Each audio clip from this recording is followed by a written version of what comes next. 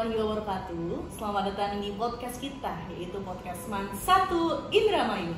Sebelum itu, perkenalkan nama saya Putri. Saya selaku host di hari ini. Tentunya saya kedatangan tamu yang sangat luar biasa. Ini bukan tamu sih, ini adalah sosok guru panutan kita, panutan siswa-siswi Man 1 Indramayu. Kedatangan Ibu Heni Wahyu Wardani SPDI yang jauh-jauh dari Sukabumi datang ke Indramayu demi apa? Demi menciptanya generasi-generasi muda yang sangat luar biasa. Ibu, kira-kira hari ini Ibu lagi merasakan seperti apa? Hari ini campur aduk. Campur aduk, udah kayak ini ya? Campur. Campur. Tapi nih Bu, sebelum kita membahas tentang perjalanan Ibu dari jenjang karir, pendidikan, bahkan yang lainnya, kira-kira boleh ya mengelik atau mencuplik-cuplik bahasa tentang cerita Ibu ketika Ibu datang di Man 1 Indramayu.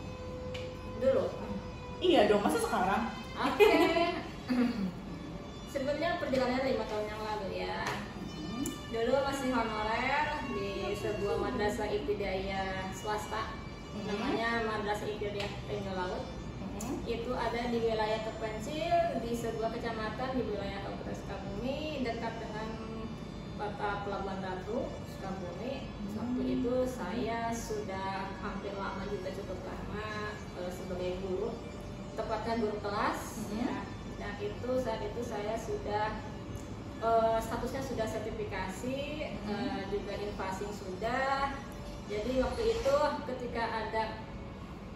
ketika ada apa namanya tes ya, tes CPNS, tepatnya di tahun 2018, itu saya baru pertama kali mendengar bahwa ada testing. Selama ini nggak pernah mendengar, nggak pernah ada mendengar berita tentang tes CPNS selama ini ya. Jadi termasuk ketinggalan informasi sebenarnya ya. Nah, jadi pas pertama kali dengar cerita ada kabar, ada info, langsung namanya apa ya, daftar gitu kan. Oh, daftar. Nah, daftar ini benar-benar penuh perjuangan. Kenapa penuh perjuangan? Karena di tempat saya itu sinyalnya masih jelek. Oh, daerah terpencil, jelek sinyalnya. Kemudian apa ya, termasuk shower apalagi ya. Jadi kalaupun harus ngurus berkas itu harus ke sekolah yang sudah ada wifi, ya. Jadi harus semalaman di sekolah ngurus berkas. Itu semalaman saya sendirian di sekolah. Sendirian? Nggak ada satpam sama sekali? Nggak ada. Kok bisa seperti itu ya Bu? Ya karena kesempatan. Karena saya usia itu waktu daftar udah mentok. Kalau misalnya saya waktu itu nggak lolos, mungkin saya nggak akan pernah bisa ikut lagi tes CPNS. Karena usia sudah mentok. Ya, jadi saya termasuk golongan yang senior kalau di golongan saya, angkatan saya. Jadi pas CPNS itu alhamdulillah saya dengan segala perjuangan, kesendirian, berusaha melengkapi semua berkas. Alhamdulillah dengan segala keterbatasan, sinyal nggak ada, apapun nggak ada, lolos di tahap pertama seleksi berkas ya. Kemudian selanjutnya ada panggilan kan via email, kemudian disuruh tes SKD CPNS ya tahun 2018 Bu. Jadi saya PNS promosi 2018, CPNS 2018. Saya ada apa ya namanya tuh? Jadi sebetulnya ada satu kekhawatiran, kenapa bukan kekhawatiran juga sih sebenarnya ya, apa ya namanya, seolah-olah ngebayangin saya ke Bandung sendirian gitu kan, nggak ada teman, bener-bener berjuang sendirian gitu kan, karena emang yang lain nggak ada yang daftar, cuma saya sendirian. Untuk satu sekolah di situ? Bukan cuma satu sekolah, satu kecamatan. Satu kecamatan? Nggak ada, saya sendiri. Keren bener-bener berjuang sendirian ya kan. Kemudian ketika di Bandung tes SKD itu selama 1 hari, saya karena keterbatasan sinyal ya, jadi saya waktu itu tahunya kan waktu jadwal tes SKD itu di Kanwilnya, ternyata ada perubahan informasi tempat, bukan di Kanwil tapi di sebuah hotel di Lembang, daerah Lembang ya. Dan saya itu baru tahu ada perubahan tempat setelah saya sampai di Kanwil pas hari hanya mau tes. Saya itu ya apa ya namanya, dengan segala ketidaktahuan datang ke Kanwil, belum pernah punya aplikasi transportasi online, belum pernah pakai sama sekali kan, dan di sana di kampus saya nggak ada ya. Terus juga waktu itu pas ada perubahan jadwal itu saya ke Kanwil, ada perubahan jadwal suruh ke Lembang, saya sama sekali buta, nggak tahu harus kemana, harus bagaimana, sama sekali nggak tahu. Akhirnya alhamdulillah ada pertolongannya, ada teman sama-sama peserta tes ya, bawa motor sama-sama nyasar juga, tidak tahu perubahan jadwal. Saya akhirnya numpang motor dulu ya ke tempat tujuan gitu ya. Akhirnya alhamdulillah sampai itu saya anggap itu suatu keajaiban, kemudahannya. Kenapa? Karena saya sama sekali di luar dugaan, saya bingung harus ngapain ketika saya disuruh ke tempat yang baru, perubahan tempat baru, sedangkan saya nggak tahu apa-apa di Bandung tuh sendirian. Dan di situ saya numpang sama teman sama peserta tes, nyampe akhirnya mengikuti tes. Nah kemudian waktu itu sebetulnya setelah intinya saya terus menjalani tes ya, yang pertama itu SKD. Alhamdulillah walaupun misalnya waktu itu masuk kategori kedua, tapi alhamdulillah saya lolos. Nah berikutnya setelah itu ada lagi panggilan tes kedua namanya SKB, itu 4 hari di Bandung. Dan saya juga kemudian bingung lagi untuk kedua kalinya. Kenapa bingung lagi? Sama sekali saya nggak tahu di Bandung tuh harus di mana, nggak punya saudara, nggak punya apa di Bandung tuh. 4 hari harus nginep karena tesnya 4 hari ya di Bandung. Akhirnya pertolongan Allah datang lagi kepada saya. Kenapa pertolongan Allah datang lagi? Ternyata di Bandung saya ada anak tetangga yang tinggalnya lama di Bandung. Itu akhirnya saya nginep di rumah beliau gitu ya. Selama 4 hari itu saya dimudahkan, kebutuhan saya dipenuhi, rumahnya juga dekat, saya diantar ke tempat tes gitu kan. Waktu itu tesnya di UPI ya, di UPI Bandung. Alhamdulillah beliau itu betul-betul mensupport saya, walaupun selama ini saya belum pernah ketemu sama beliau gitu kan, tapi sama-sama dari daerah tempat saya gitu ya. Akhirnya dengan segala kemudahan itu saya menjalani tes dengan luar biasa lah. Allah berikan kemudahan gitu ya, sampai akhirnya saya lolos. Akhirnya saya ditempatkan di Indramayu, tepatnya di Masa Indramayu yang belum pernah saya bayangkan juga tempatnya di mana gitu kan selama seumur hidup saya gitu ya. Nah selanjutnya sebenarnya suatu kesiapan yang harus memang kita dipersiapkan benar-benar. Kenapa?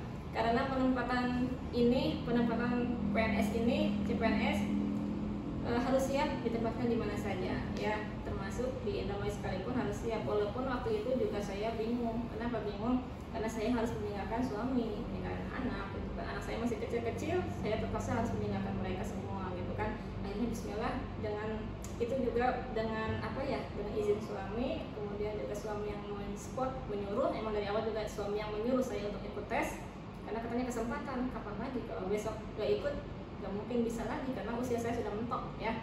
Kalau misalnya gagal juga saya nggak akan pernah bisa lagi untuk ikut tes CPNS ya. Akhirnya dengan segala keberanian saya juga berangkat ke Indramayu tanpa didampingi suami, sendirian. Hanya ditemani dengan, waktu itu saya rental mobil dengan seorang supir ke Indramayu. Dan alhamdulillah pertolongan Allah yang berikutnya, ternyata di Indramayu pun saya ada saudara yang selama ini saya nggak pernah tahu saudara itu tinggal di Indramayu. Saudara saya tinggal di Marga Laksana, dan beliau seorang pegawai di Kapolres ya, bagian keuangan, suaminya seorang polisi. Dan alhamdulillah dengan segala kemudahan itu saya dipertemukan dengan saudara yang selama ini belum udah lama nggak ketemu ya, sampai akhirnya saya tiba di Mansatu Indramayu 5 tahun yang lalu itu diantar sama saudara dan diterima dengan baik di Mansatu Indramayu. Ya itu perjuangan tes saya ya CPNS. Oke, luar biasa ya untuk perjalanan hidupnya dari sebelum ASN ya, sebelum ASN, terus dari kampung yang memang jarang ditemui oleh orang lain, bahkan sinyal pun tidak ada, tapi beliau itu sudah bisa dan berusaha untuk mendapatkan apa yang diinginkan. Berusaha. Karena memang perjalanan yang kita lalui kalau memang tanpa usaha, tanpa doa, tanpa restu itu nggak bakalan jadi seperti ini, bener nggak Bu? Betul. Yang terpenting adalah restu dari orang tua, dari suami, dan juga dukungan dari kita sendiri. Termasuk Bu Yani perempuan yang hebat sih. Kenapa bisa dikatakan perempuan yang hebat? Karena dari jerih payah yang seperti kata Bu Yani tadi, bahwasanya saya membuat persyaratan yang sampai satu malam ya mungkin ya, tadi ya satu malam di sekolahan, terus nyari sinyal, itu kan termasuk dalam perjuangan ya, itu termasuk dalam perjuangan untuk menggapai cita-cita ibu sampai ke Bandung pun sendiri. Nah sekarang bukan pertanyaan sih, tapi lebih ke gimana sih ibu menjalani kerjasama bersama orang Indramayu, karena memang ya begini, orang ibu Sukabumi ya? Iya betul. Sukabumi sama Indramayu kan berbeda ya? Ya beda lah, beda kulturnya. Ya, kulturnya beda.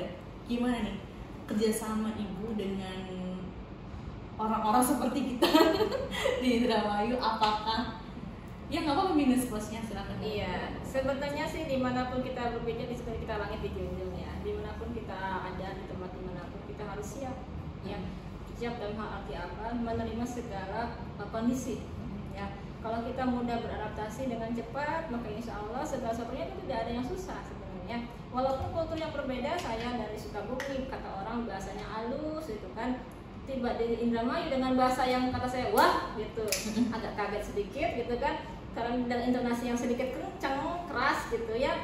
Saya pertama kaget, cuman itu nggak bereaksi lama, karena saya kalau ingin cepat beradaptasi, maka saya tuh harus mengimbangi gaya bicara mereka, harus mengimbangi gaya bagaimana mereka ngobrol dan sebagainya. Akhirnya saya juga mulai pelan-pelan mengikuti polanya mereka, mengikuti polanya kawan-kawan, teman-teman dan seluruh stakeholder di Masyarakat Indramayu ini seperti apa sih gaya mereka, gaya semuanya berbicara, gaya semuanya dalam hal berteman, bergaul. Saya ikuti supaya apa? Supaya saya mudah masuk, ya.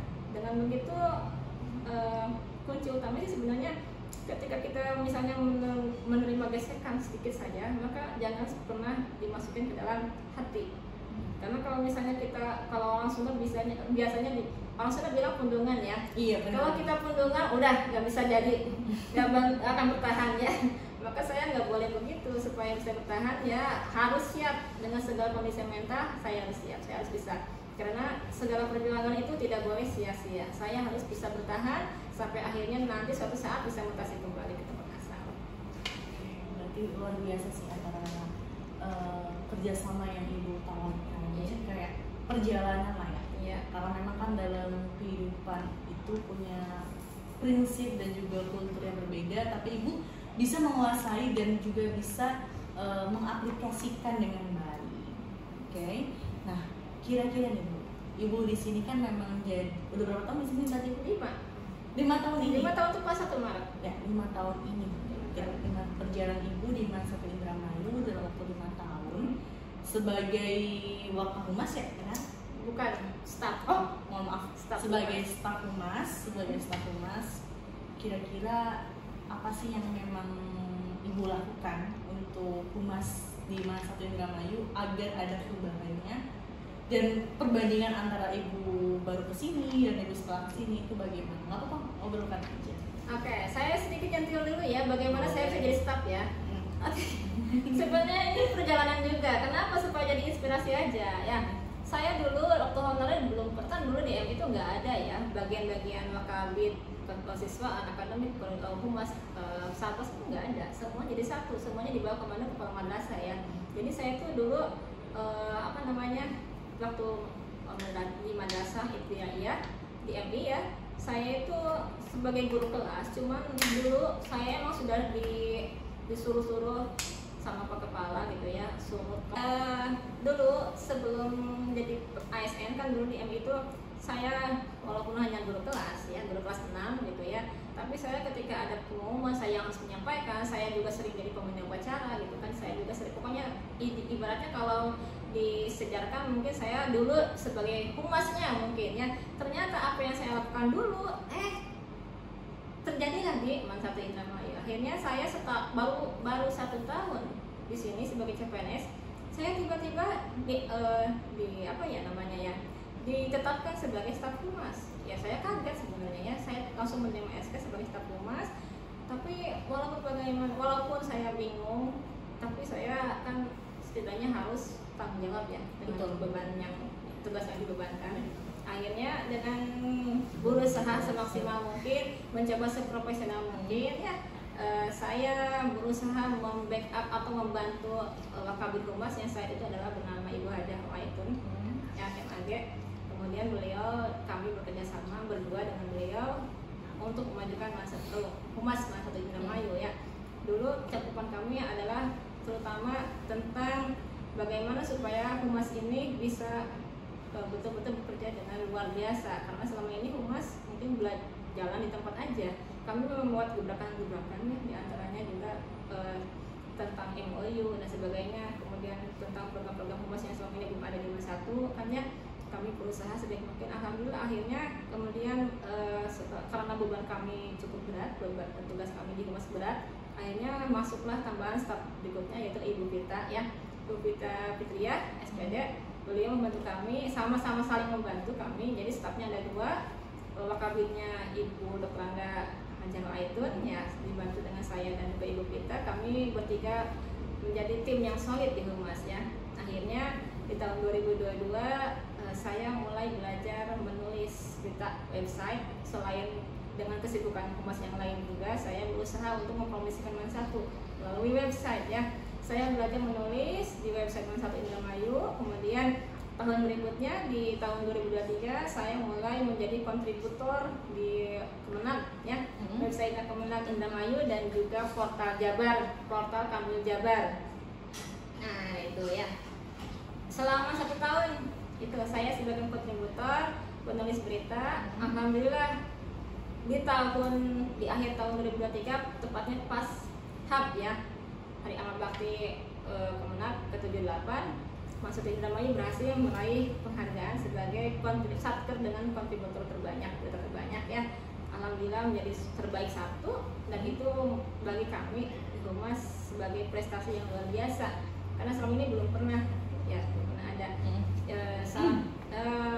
Saran bagi yang muda nih ya, karena sebentar lagi juga saya tidak akan lama di sini ya. Jadi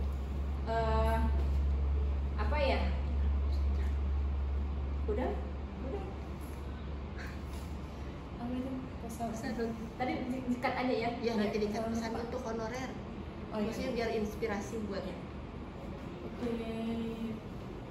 Oke, mungkin ini perjalanan ibu ya, yang tadi ibu ceritakan tentang perjalanan ibu yang di humas sampai menjadi top pertama berita ya di wilayah Indramayu.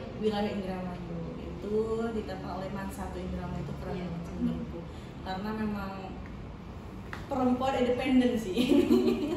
Perempuan independen, berdiri sendiri gitu ya kan, jauh dari keluarga tapi bisa menjalankan tugasnya. Alhamdulillah. Nah, karena saya juga disini sebagai honorer nih ibu ya, saya juga terinspirasi sama ibu yang memang sangat luar biasa ini. Kira-kira pesan yang ibu berikan untuk saya atau untuk teman-teman saya yang di belakang layar ini, bagaimana bu, agar kita pun jangan berpikir bahwasanya ya saya mah honorer gitu kan, gaji cuma segini gitu. Untuk pesan saya gimana? Bukan pesan sih ya, ini mah hanya sekedar sharing aja ya. Iya. Hasil melihat perjalanan hidup saya selama ini. Jadi saya selama ini selalu berpegang pada prinsip ya. Kalau kita punya cita-cita, keinginan, peganglah kuat, teguh ya, pegang erat-erat, disertai dengan doa ya. Kemudian jangan lupa setiap apa yang kita cita-citakan itu disertai dengan doa, munajat kepada Allah di setiap malam, gitu kan. Insya Allah apa yang kita inginkan akan tercapai ya.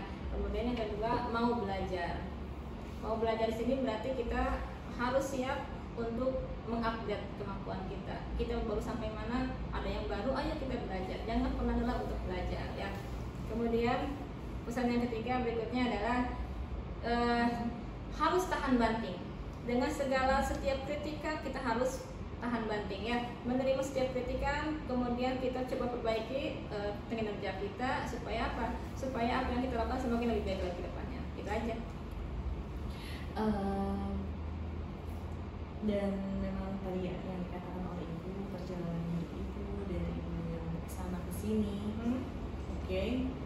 Kira-kira kesan dan pesan apa sih yang ibu berikan untuk Man Satu Indramayu ini agar lebih maju dan lebih berbeda dengan yang lain? Oke, ya sebenarnya banyak kesan-kesannya, ada yang sedih, ada yang senang, semuanya campur aduk ya.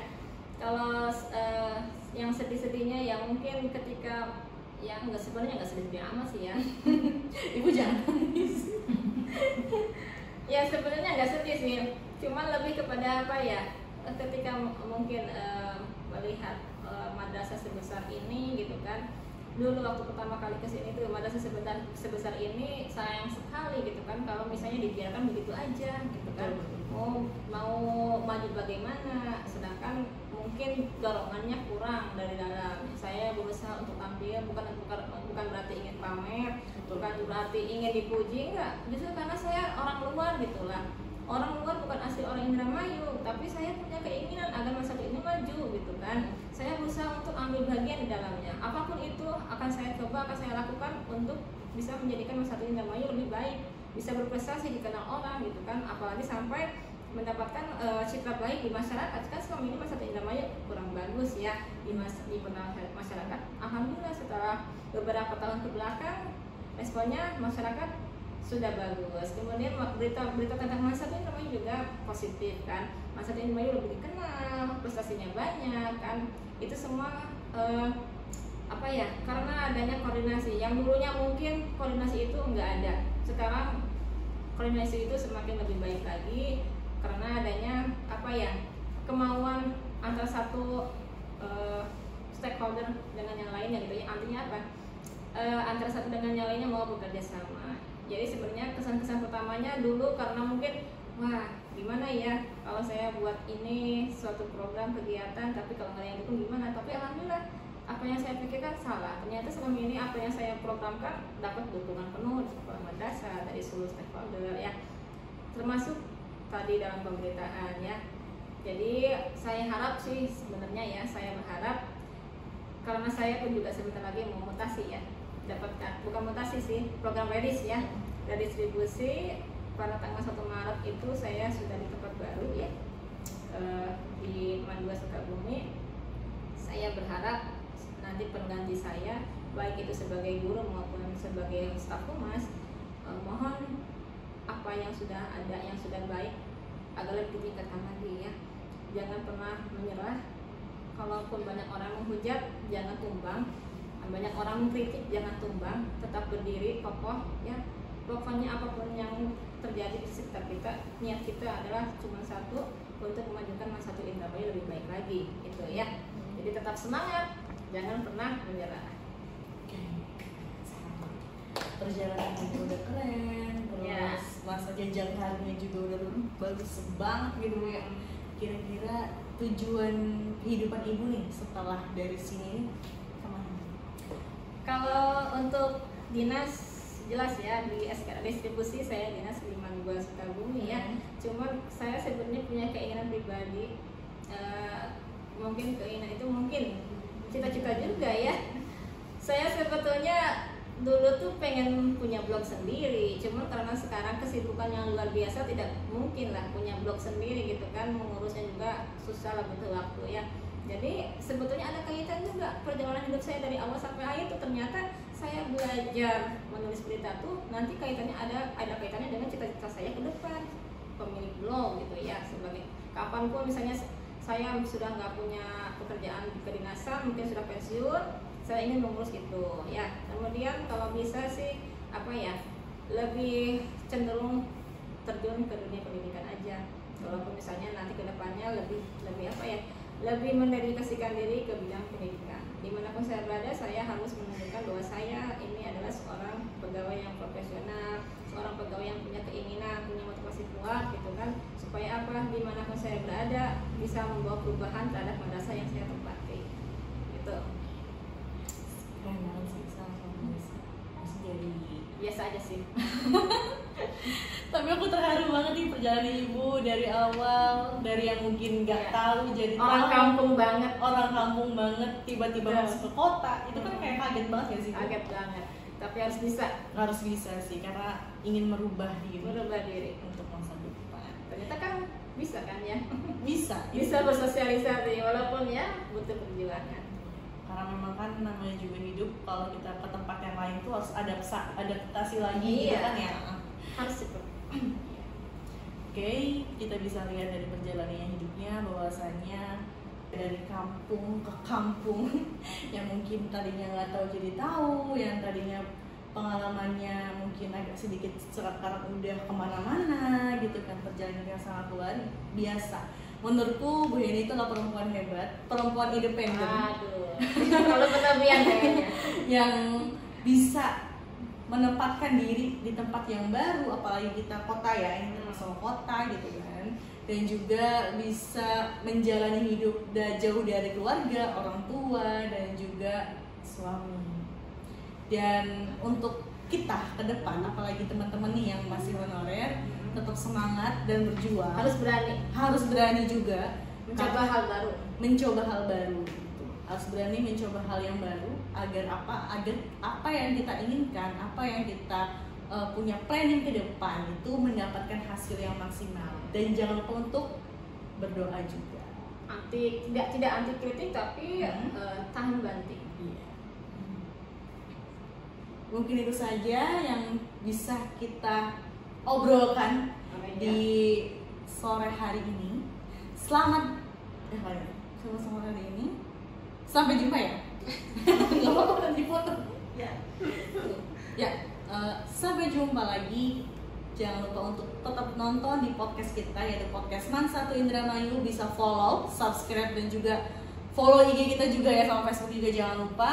Dan jangan lupa untuk teman-teman nih yang punya saudara di SMP untuk join ke Man1 Indramayu, menjadi siswa-siswi Man1 Indramayu yang berprestasi. See you. Assalamualaikum warahmatullahi wabarakatuh.